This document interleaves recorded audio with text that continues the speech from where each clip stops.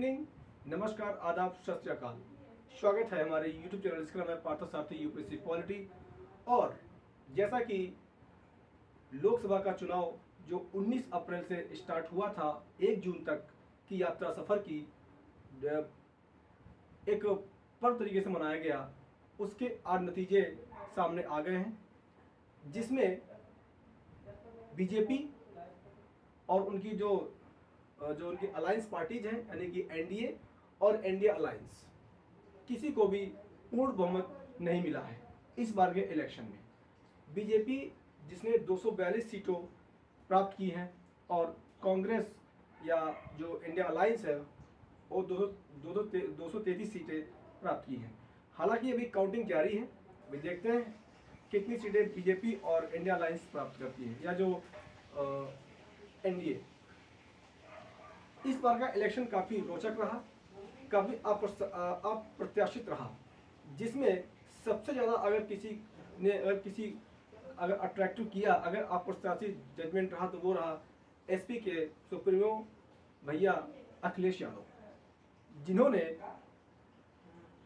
एक ऐसा political background तैयार किया, उन्होंने ऐसे कैंडिडेटों को उतारा जिन्होंने अप्रत्याशित तरीके से वोटर को लुभाने की पूरी कोशिश की और 37 सीटें ला करके ये देश को, उत्तर प्रदेश को, खासकर बीजेपी और जो बीजेपी को की बड़े बड़े वादे करने से, धर्म की राजनीति करने से, हिंदू मुस्लिम राजनीति करने से देश नहीं चलता है। उत्तर प्रदेश की जनता ने ये बीजेपी को सबक सिखाया है कि देश सिर्फ धर्म से नहीं चलता है।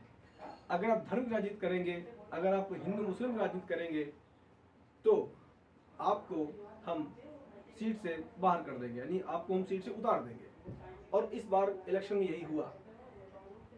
बीजेपी को सबसे बड़ा झटका अगर लगा है तो उत्तर प्रदेश से, जिसमें सिर्फ बीजेपी ने केवल 36 सीटें प्राप्त कर पाई हैं। ये बहुत ही अप्रत्याशित है बीजेपी के, तो ये बहुत ही संकट है। बीजेपी को तो यूपी इलेक्शन के मंथन करना पड़ेगा। उनकी जो पूरी जो मशीनरी है बीजेपी की, वो इस पर मंथन करेंगे कि आखिरकार ऐसा क्यों हुआ। देखिए, इसके पीछे कई लॉजिक्स हैं, इसके पीछे कई कारण हैं। पहला कारण ये है कि जब भी मैंने उत्तर प्रदेश में गया तो सिर्फ उस पर सिर्फ फोटो किसकी थी, नरेंद्र मोदी की। उसमें 2 लाइनें लिखी थी, मोदी जी, मोदी की तस्वीर थी और योगी की तस्वीर थी। क्या बीजेपी में केवल 2 ही लीडर हैं, कोई अदर लीडर नहीं है जो बीजेपी जो उत्तर प्रदेश को चुनावी जनसभा को संबोधित कर सके। दूसरी चीज, मोदी जी ने एक स्टेटमेंट दिया था कि मैं बायोलॉजिकल नहीं हूं। तीसरी बात, बड़ा मुद्दा यह है कि उत्तर प्रदेश के इलेक्शन में सबसे जो बड़ी मुद्दा सामने निकल कर आया है, यानी पूरे एंटायर इंडिया में, पूरे भारत में, कि जिन लोगों ने ये बात कही थी, बीजेपी के मंत्रियों ने या जो बीजेपी के कार्यकर्ताओं ने या जो बीजेपी के एमपी ने ये बात कही थी कि अगर हम 4 सीटें प्राप्त कर लेते हैं तो हम संविधान को बदल देंगे। शायद ये बात देश की जनता को मंजूर नहीं थी और शायद इसीलिए आज अंबेडकर जी की जीत हुई है, आज गांधी जी की जीत हुई है, क्योंकि देश गांधी जी से चलता है, गोडसे देश नहीं चलता है। अगर आप गोडसे की मानसिकता को अगर पूरे इंडिया में आप अगर लाना चाहते हैं तो ये बीजेपी के लिए बहुत बड़ा सबक है, बहुत बड़ा सबब है। और इससे बीजेपी को सीखना चाहिए कि अब धर्म की राजनीति और हिंदू मुस्लिम ऊपर होना पड़ेगा, ऊपर उठ के हमें देश का विकास करना पड़ेगा, हमें अनएम्प्लॉयमेंट काम करना, हमें एम्प्लॉयमेंट काम करना पड़ेगा, हमें इन्फ्लेशन को कंट्रोल करने में काम करना पड़ेगा। हमें जो समाज का सबसे गरीब तबका है उसका कल्याण करने के लिए हम कई योजनाएं लागू करनी पड़ेंगी। और सबसे बड़ी बात है कि जब राम मंदिर की स्थापना हुई थी तो उसमें एक गाना आया था कि जो राम को लाए हैं हम उनको लाएंगे। शायद ये गाना उल्टा हो गया, क्योंकि राम मंदिर की स्थापना अयोध्या में हुई थी और शायद भगवान राम ने भगवान राम ने बीजेपी के कैंडिडेट को यानी लल्लू सिंह को शायद अयोध्या से बाहर कर दिया है, क्योंकि जो वहाँ के जो अयोध्या के जो कैंडिडेट थे बीजेपी के लल्लू सिंह, वो बहुत बुरी शिकस्त तरीके से हारे हैं और सपा के कैंडिडेट ने बहुत बुरी तरीके से शिकस्त दी है।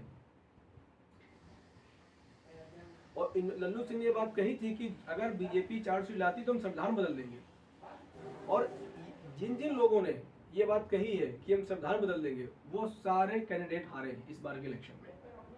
तो कहीं न कहीं ये जीत है भारतीय संविधान की, ये जीत है एक सच्चे लोकतंत्र की, ये जीत है स्वस्थ लोकतंत्र की, ये जीत है देश के लोगों की, ये जीत है देश के पार्लियामेंट्री सिस्टम की, ये देश है चुनावी प्रक्रिया की, ये जीत है देश के लोगों की आकांक्षाओं की, ये देश है यूथ के सपनों की, ये जीत है देश के उन गरीब तबकों की जो बेचारे वोट करते हैं इसलिए कि ये सरकार बैठेगी तो हमारे विषय में कुछ सोचेगी।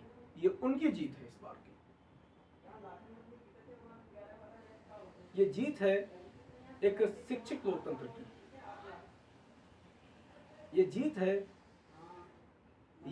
है इंडिया के हमारे फ्रीडम फाइटर्स की, जिन्होंने अथक प्रयास कर करके, अथक मेहनत करके, भूखे रह करके, यहाँ तक कि घर छोड़ा, अपना माँ बाप छोड़े, अपने खाना छोड़ा, क्या यानी कि पूरा जीवन खपा दिया भारत को आज़ाद कराने में। ये उनकी जीत है।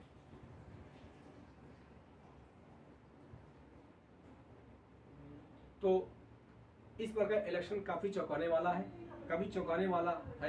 रिजल्ट काफ़ी चौंकाने वाले हैं इस बार के।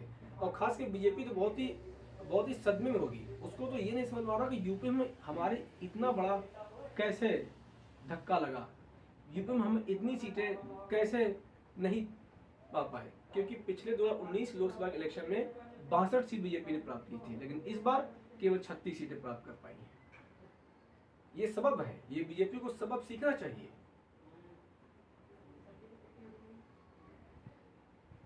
और हमारे देश के युवाओं ने, खासकर यूपी के युवाओं ने ये शीर्ष नकार दिया है कि अगर आप डेवलपमेंट काम नहीं करेंगे, एम्प्लॉयमेंट काम नहीं करेंगे, तो आपको हम बख्शेंगे नहीं, आपको हम जिताएंगे नहीं, आपको हम सीट नहीं बैठने देंगे, सीट नहीं बैठने देंगे।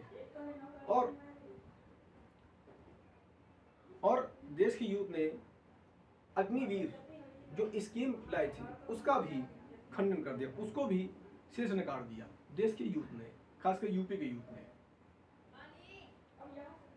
बात करें स्टेटों की तो जैसा कि एमपी और हिमाचल प्रदेश, उत्तराखंड में बीजेपी ने और दिल्ली में बीजेपी ने सुपड़ा साफ कर दिया सभी पार्टियों का।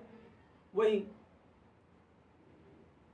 हरियाणा और राजस्थान, झारखंड और तमिलनाडु, कर्नाटका और केरल में कांग्रेस ने या जो इंडिया अलायंस ने बहुत अच्छा परफॉर्मेंस किया है।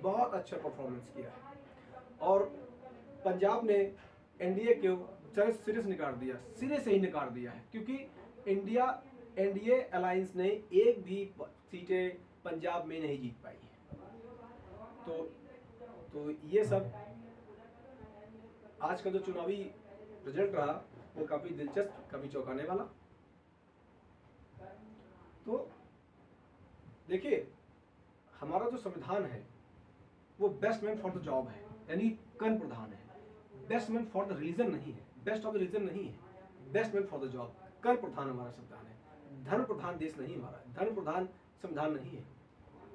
Doctor B R. अम्बेडकर और जो हमारी पूरी संविधान सभा थी, उन्होंने बहुत सपने संजो के उन्होंने अथक प्रयास कर करके भारतीय संविधान लिखा है। और हमारे देश की सबसे बड़ी खूबसूरती है, हमारे देश की संविधान की सबसे बड़ी ब्यूटी है, सबसे बड़ी खूबसूरती ये है कि हम अनेकता में एकता बिलीव करते हैं, यानी कि हम अनेकताओं में एकता पे बिलीव करते हैं, हम अनेकताओं में एकता ढूंढते हैं। ये हमारे देश सबसे बड़ी खूबसूरती हमारे संविधान की, हमारे देश की। हम लोग हिंदू मुस्लिम सिख ईसाई ऐसे भाई तरीके रहते हैं, यहाँ पर भाईचारा है यहाँ। लेकिन कुछ लोग कहते हैं कि अगर बाय द वे कि अगर हिंदू भारत से भगाएगा तो कहाँ जाएगा। अरे कौन भगाएगा हिंदुओं को भारत से भाई? किसकी हिम्मत है भगाने की कि हिंदू भगा देगा भारत से? 2000 साल से हम रह रहे हैं, हड़प्पा सभ्यता से हम यहाँ रह रहे हैं, तब आपसे किसी ने इतनी आक्रांता आए, सिकंदर आया, अलाउद्दीन खिलजी आया, अकबर आए या मुगल आए, अंग्रेज आए, खिलजी वंश आया, किसी ने भगा पाया? शक आए, हूड़ आए, इन्होंने तो भगा पाया हिंदुओं को? नहीं भगा पाया। और ये डराते धमकाते कि अगर हिंदू भगा गया तो कहाँ जाओगे? कौन भगाएगा हमको, लोगों को, हिंदुओं को? ये सिर्फ केवल वोट बैंक की पॉलिटिक्स है और कुछ नहीं है। तो आई होप इस बार के इलेक्शंस में एक चीज तो क्लियर हो गई है कि भारत की जनता, खासकर यूपी जनता जागरूक हो चुकी है। हमारा मकसद वीडियो को बनाने का ये है कि आप लोग अभी और अवेयर होइए। आप पूछिए ना, अगर आप किसी को वोट देते हैं तो आप उससे पूछिए कि हम आपको वोट दें, क्यों वोट दें, आप हमारे लिए क्या करेंगे, आप हमारे लिए क्या करेंगे? पूछिए, उससे पूछिए कि आप जो आप मैंने आपको वोट दिया, आप क्या करेंगे इस वोट देने के बाद में? अगर अगर कोई आपसे एमपी मिलने आते हैं, आपसे जनसभा संबोधित करते हैं, तो आप उनसे पूछिए कि ठीक है मैंने आपको वोट दिया, आप जीत गए, अब आप मेरे लिए क्या करेंगे? उनसे पूछिए, उनसे जानकारी लीजिए कि आप इकोनॉमी क्या करेंगे, आप इन्वायरमेंट क्या करेंगे, आप एम्प्लॉयमेंट क्या करेंगे, आप जो सोसाइटी क्या करेंगे। आप उनसे क्वेश्चन करिए, उनसे पूछिए। एसएमई सेक्टर कैसे डेवलप करेंगे, एसएमई सेक्टर कैसे डेवलप करेंगे, रोजा कैसे प्रोड्यूस करेंगे, प्रोडक्शन कैसे देश का बढ़ेगा, फॉरेन पॉलिसी हमारी कैसे स्ट्रांग होगी, पूछिए। बहुत बहुत धन्यवाद। और आपसे रिक्वेस्ट है कि हमारे चैनल को सब्सक्राइब, लाइक और शेयर कर दीजिए। और आपसे रिक्वेस्ट है कि अगर आपको वीडियो पसंद आए तो आप कमेंट जरूर करिए, क्योंकि कमेंट से हमको कॉन्फिडेंस मिलता है और हम बेहतर से बेहतर आपको वीडियो प्रोवाइड कराने की पूरी कोशिश करेंगे। आपको बहुत धन्यवाद। जय हिंद, जय भारत।